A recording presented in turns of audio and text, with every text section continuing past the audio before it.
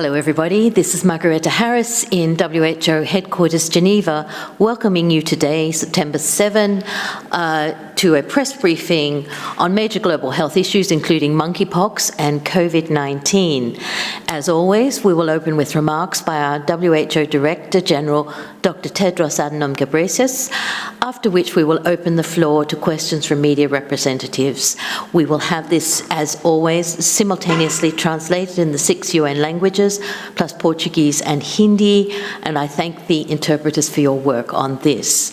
Joining Dr. Tedros in the room from his left side are Dr. Mike Ryan, Executive Director, WHO Health Emergencies, Dr. Mariangela Shimau, our Assistant Director General for Access to Medicines and Health Products, and Dr. Rosamund Lewis, our Technical Lead on monkeypox. And of course, on the right side of Dr. Tedros, we have Dr. Maria Van Kerkhove, Technical Lead on COVID-19.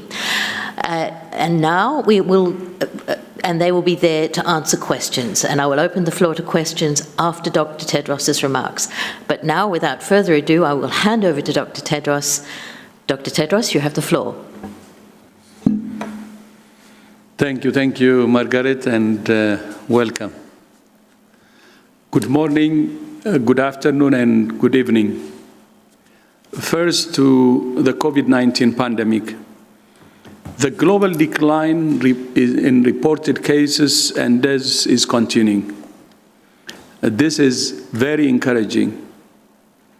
But there is no guarantee these trends will persist. The most dangerous thing is to assume they will.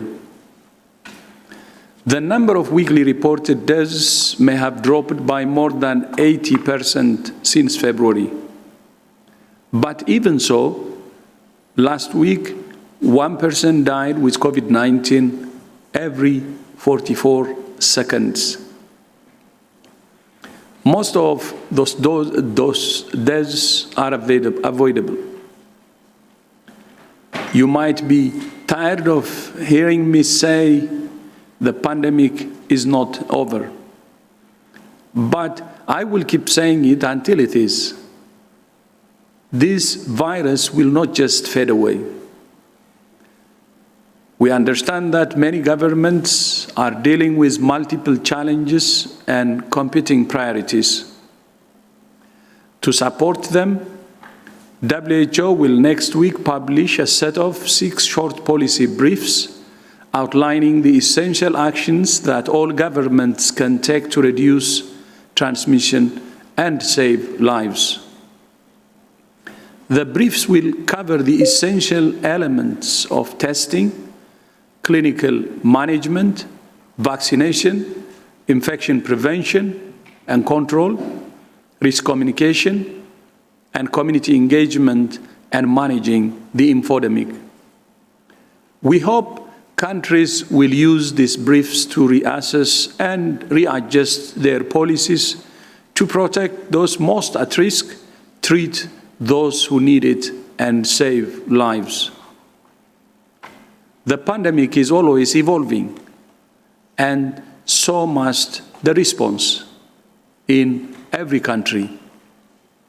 Even as we continue to respond to the pandemic, work is progressing to put in place the measures to keep the world safer from future epidemics and pandemics. In November last year, WHO's member states made a historic decision to negotiate a new international accord on pandemic preparedness and response. Just as countries have come together before to agree treaties on the threats posed by tobacco, nuclear weapons, and climate change, so now countries are coming together to agree on a common approach to the common threat of epidemics and pandemics. The final outcome will be a legal instrument negotiated by sovereign states and implemented by sovereign states in accordance with their own laws. But this is not a discussion for governments alone. Pandemics threaten every single person on Earth. So it's important that everyone can have their say on what this landmark international agreement looks like. To enable that to happen, WHO is holding public hearings to give as many people as possible the opportunity to have input into the negotiating process. The first round of public hearings was in April, and the second round will be held later this month. We invite everyone, everywhere, to have their say by submitting a video statement between the 9th and 15th of September responding to this question.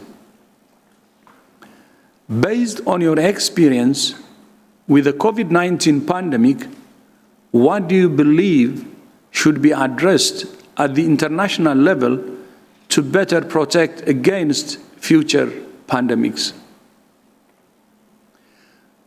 We look forward to receiving many suggestions and ideas from as many countries as possible.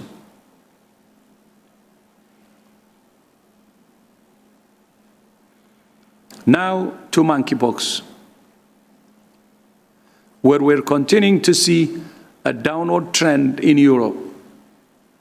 While reported cases from the Americas also declined last week, it's harder to draw firm conclusions about the epidemic in that region.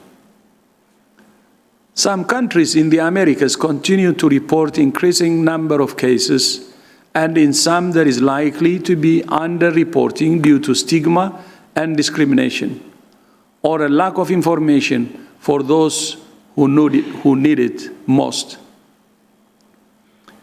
But as I said earlier, a downward trend can be the most dangerous time if it opens the door to complacency. WHO continues to recommend that all countries persist with a tailored combination of public health measures, testing, research, and target vaccination where vaccines are available. Community engagement is vital. Last week, WHO held a consultation with community leaders from all over the world to listen to their views and concerns and to emphasize the importance of responding to monkeypox using existing services and infrastructure, including those for HIV and sexual health. Now to Pakistan, where almost 1,500 health facilities have been affected by flooding. There are limited stocks of emergency medicines and other health supplies. WHO has delivered medicines, water purification kits, tests, tents, and other supplies, and together with our partners, we have set up more than 4,500 medical camps to provide essential health services. The challenge is huge. Finally, we remain deeply concerned about the situation in the Sahel and the Greater Horn of Africa, and particularly in Somalia. Parts of Somalia are projected to fall into famine in the very near future unless there is an urgent scale-up in humanitarian assistance. Millions more people in the other parts of the country are facing extreme hunger, and it's likely that many people have already starved to death. A rapid scale-up in humanitarian assistance since early this year has saved many lives. But the resources that WHO and our partners have to respond to the crisis are outstripped by the explosion in needs. Somalia and its neighbors in the Greater Horn of Africa, as well as the countries of the Sahel region, need the world's help, and they need it now. Margaret, back to you. Thank you so much, Dr. Tedros. So I will now open the floor to your questions. I'll remind you again that we have a simultaneous translation in the 6 UN languages, plus Hindi and Portuguese, so please make the opportunity. You may ask your question in any of those languages. Please use the raise your hand function, and when you ask the question, please indicate to whom you think the question should be directed, but also indicate your name and your outlet, even though I do have that. Now we have the first question, we go to India for that, to Banjot Kaur. Banjot, please unmute yourself and ask your question.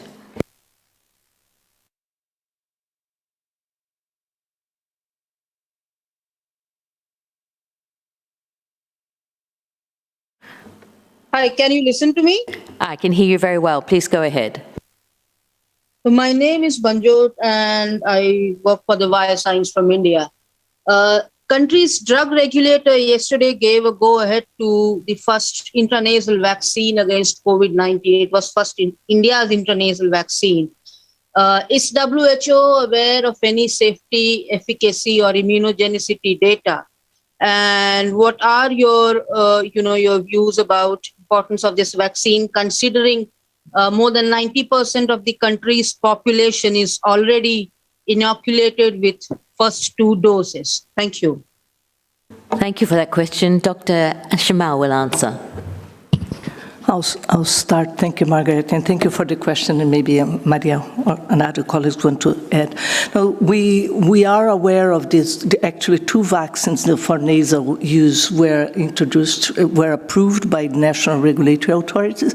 We have not seen the data yet. We are in touch with the regulatory authorities of the 2 countries to get more data. And this, let me say that these 2 companies, they have also not reached out to WHO yet for the emergency use listing.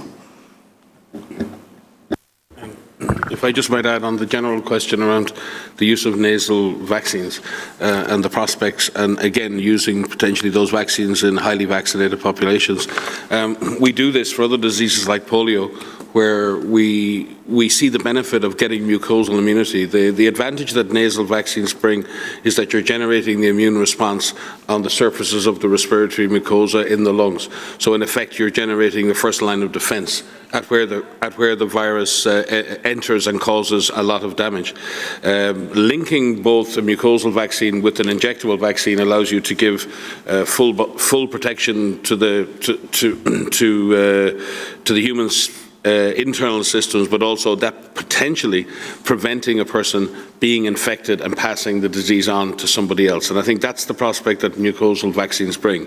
Not only an opportunity to reduce the severity of infection, but an opportunity to reduce onward transmission of the virus. And that may offer us a much stronger prospect for control of COVID in the long run. But that remains to be seen, because a lot of work needs to be done. We don't have access to that data yet, but we do look forward to that, and we encourage the kind of work that develops new innovative vaccines that allows us to go to the 2nd and 3rd generation of vaccines that we may need ultimately to deal with the end of COVID and to deal with future respiratory virus threats.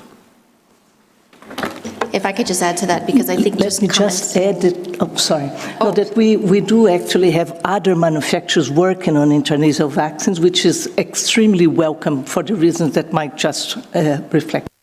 Sorry, Mary Angela, I jumped in on top of you there. I just wanted to comment on the innovation aspect of it. So this is really critical as we are in this 3rd year of this pandemic. So continuing to invest and spend on research and development for advanced vaccines, particularly on inhaled vaccines like have just been discussed, looking at not only preventing severe disease and death, but also potentially preventing infection is really critical. But we also need investment in the whole full spectrum of research related to COVID-19. There are still many unanswered questions that we have about this particular virus, how it evolves, its impact on the body, particularly looking at the long-term effects of infection and post-COVID-19 condition or long COVID, looking at innovation around personal protective equipment, making sure that we have the right types of PPE for health workers' bodies and in particular women. So there's a lot we want to see in investments as it relates to COVID-19, but across the spectrum for emerging diseases with epidemic and pandemic potential. So not only do we want to see a sustained response to deal with the outbreak itself, the pandemic itself, but also on the research side. And we thank those who are working in this area. We thank the funders who are continuing to invest in this, but this is something for the long term. So we welcome this news. We welcome this innovation. We look forward to seeing the data to see how this could be incorporated into the response for COVID-19. Thank you very much, all of our experts, for those excellent answers. The next question comes from Helen Branswell from Stat News. Helen, could you please unmute yourself and ask your question? Hi, thanks very much, Margaret. I'm not sure who my question would go to, perhaps Dr. Samar or perhaps Maria. Does the WHO have a position yet on whether annual COVID boosters are going to be needed? Has the SAGE opined on this issue yet? Thank you. Hi, Helen. You picked a short straw. You got me. The SAGE will consider a lot of this in their upcoming meeting in the autumn, and will be looking at the issue of not only boosters, but the issue of variant-specific vaccines and the use of monovalent, bivalent, and other potential uses of that. So I do think it's an important issue, because as you've seen, in many countries now are offering people third and fourth doses of vaccine, and we will have to come to a point where there's some kind of schedule created that's beyond the idea of a primary schedule. So it's an important consideration, because obviously it's tough for countries to deal with ad hoc policy where you're adding an extra booster on for certain people after so many months, and it's very easy to become incoherent. I think governments are making the best decisions they can based on the data that they have, but ultimately we need to settle down into what we consider to be some accepted pattern of vaccination boosting.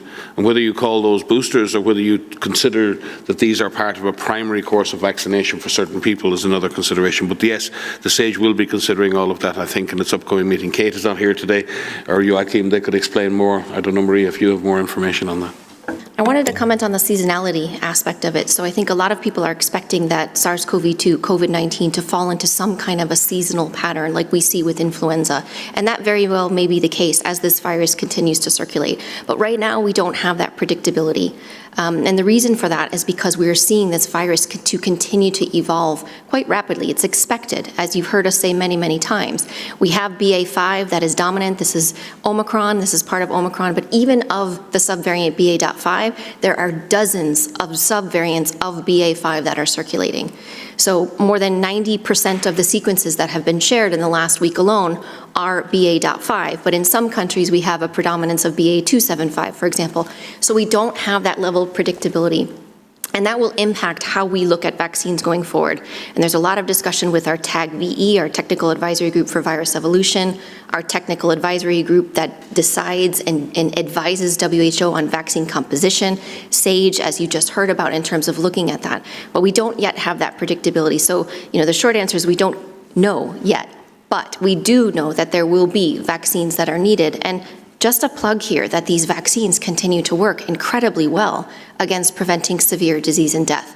The vaccines that were developed on the ancestral strain, the original virus that was circulating, continue to work. So getting vaccinated, making sure you receive all of the doses that you have remains critically important. As you heard the DG say today, most of the deaths that are being reported are avoidable, and this is because we have these vaccines that exist. But if you look in country after country, the people who are dying are people who are of older age. These are people who have not received the full course of vaccine that are required, or even a single dose. And so this is what remains fundamental to reducing morbidity and mortality to COVID-19.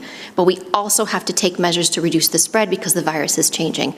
So, there will be a predictability coming forward. We hope, there will be a pattern that will settle into, but this virus keeps surprising us, and that's why we have to remain vigilant. We can't be complacent to keep track of this. But a lot of people around the world are working on this, and we call upon surveillance to be strengthened, sequences to continue to be conducted and shared so that the advisory groups around the world that help advise us have the data to make those proper assessments on the variants for transmission, for severity, but importantly on the impact of our interventions, and in particular, the impact on the use of diagnostics, therapeutics, and vaccines.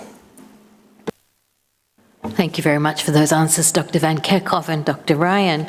Now, the next question comes from Denise Roland from the Wall Street Journal. And Denise, I understand you're having connection issues. I have got your question here and I'll read it if you can't get through, but let's try you asking it first. So, Denise, no, she can't. I'll read it. Okay, sorry. Now I have to make it big. So the question is, does the fall in monkeypox cases in many places in the world give reason for optimism that countries outside of Western and Central Africa can avoid monkeypox becoming endemic? Or is this virus here to stay? I think that's a question for Dr. Lewis. Sure, thank you very much. Well, the virus is here to stay because it is a zoonotic disease, and we've known that for many decades. So monkeypox in and of itself will not disappear completely, and we need to do many more studies on animal health, on One Health approach to learn more about where this virus actually circulates, incidental hosts, reservoir animals, and so on. Of course, we want to prevent further animal infections in other parts of the world.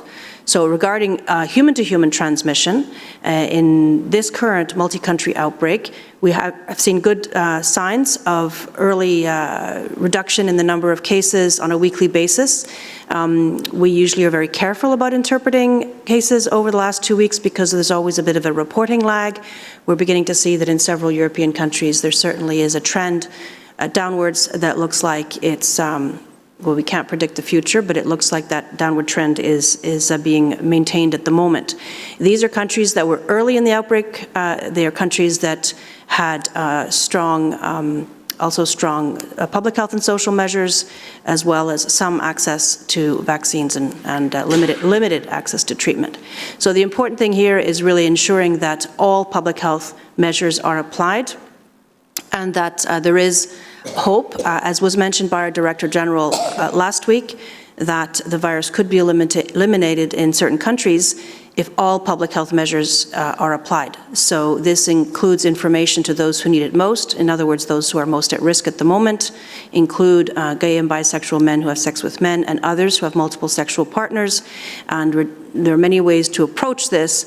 We've discussed this before, so reducing number of sexual partners, reducing casual sex, reducing group sex, at least for the time being aware of the venues, events, and festivities where frequent physical contact may occur, and of course, if you have monkeypox, isolating yourself to protect others in your family or in your circles and networks. So there are a number of approaches that can be used. These are all important. It's not one or the other. It's a package, and applying that package individually and at the community level and at the national level are all important interventions. With these elements, we continue to be hopeful that we will see downward trajectory of number of cases, particularly in countries as the outbreak matures, but we remain very concerned for countries where the trajectory continues upwards, and also for countries where there remains a significant amount of stigma and discrimination, and it may be difficult to know whether cases are actually being reported. So enhancing surveillance is really critically important as well. Thank you. Thank you so much, Dr. Lewis. And I think that was a very complete answer, so no more ads. Now our next question goes to Jennifer Rigby from Reuters. Jen, please unmute yourself and ask your question. Oh, thanks for taking the question. I just wanted to ask if, talking about monkeypox again with the decline in cases, I know you said in the past that this is due to a lot of things, but largely probably behaviour change and public health measures. What impact do you think vaccines have had, and can the behaviour changes be sustained?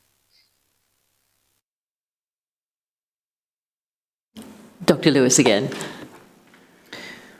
When it comes to behavior change, there are studies that are beginning to show that there has been change in activities, individual choices being made, lots of information campaigns increasingly being provided to those who need the information most.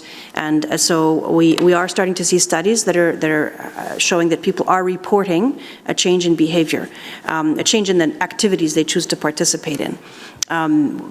Whether this is sustainable and whether it needs to be sustainable is a question we can't answer yet.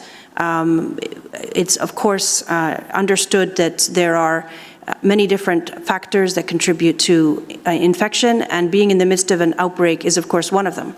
So as the outbreak does wane, then people collectively will be at lower risk. And so public health and social measures can and should be adjusted according to the level of risk in any outbreak. With respect to the vaccine, as we have been saying from the beginning of the outbreak, there's every reason to think these vaccines may be effective to some extent in preventing monkeypox, but we still need solid data on their actual efficacy in this outbreak and with this mode of transmission. So we are looking to countries still and scientists and academics still to continue to design studies and promote participation in studies so that we can learn more about vaccine effectiveness, and then we'll be able to answer your question in the future, but right now we don't have the information to be able to do that. Thanks. Thank you very much, Dr. Lewis. And now we'll go to Mexico for a question from Manuel Lino of HAA. Manuel, please unmute yourself and ask your question. Thank you. I was wondering, do you have any comments on the use of the Abdala COVID vaccine on children, this vaccine from Cuba?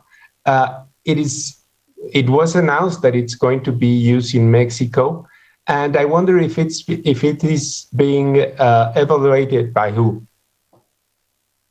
I mean, by WHO. Thank you. Mariangela, Dr. Shimao will answer, but otherwise you can email the question. We'll try to get you more detail.